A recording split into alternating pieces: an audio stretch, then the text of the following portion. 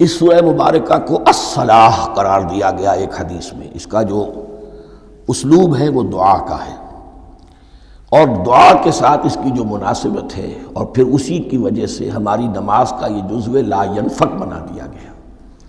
بلکہ ایک حدیث جو میں آپ کو سناؤں گا اس میں اسی کو نماز قرار دیا گیا، الصلاح یہی ہے۔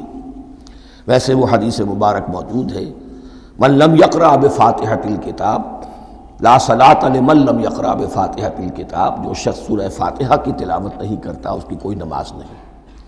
اس کے حوالے سے بھی ہمارے ہاں دو مسلک ہیں، ذکر صرف اس لیے کر رہا ہوں کہ آپ کے علم میں ہو، ان میں کوئی بنیادی فرق نہیں ہے۔ کسی بھی ایک رائے کا انسان قائل اور حامل ہو سکتا ہے بغیر اس کے کہ دوسرے کو بالکل غلط قرار دے، بلکہ یہ کہ اس کے لیے بھی گنجائش اپنے ذہن میں اور اپنے دل میں رکھے۔ اور دوسری آیت یہ ہے کہ اس کا حصہ نہیں ہے۔ اسی اعتبار سے یہ کہ یہ سورہ مبارکہ نماز میں پڑھی جانی ضروری ہے، لا صلاۃ لمن لم یقرأ بفاتحۃ الکتاب۔ البتہ یہ اختلاف ہے، یہ بات جو میں ذکر کر رہا تھا جو ذہن سے نکل گئی، کہ آیا مقتدی جو ہے امام کے پیچھے کھڑا ہو کر جب نماز پڑھ رہا ہو تو کیا اس صورت میں بھی اس کے لیے لازم ہے کہ سورہ فاتحہ پڑھے؟ اس میں دو رائے ہو گئی، بلکہ تین۔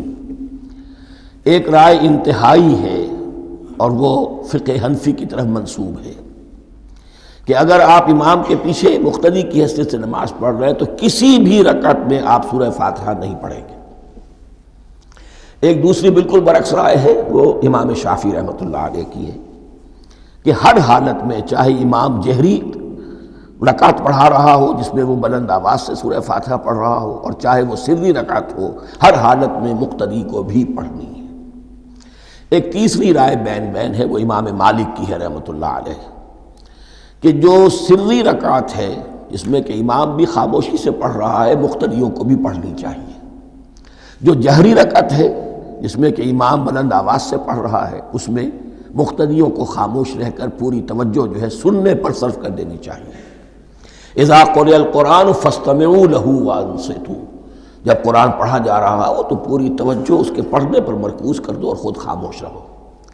میرے اپنی رائے میں یہ تیسری رائے سب سے زیادہ صائب ہے، اور اس میں کسی طرح کی بھی کوئی پیچیدگی پیدا نہیں ہوتی۔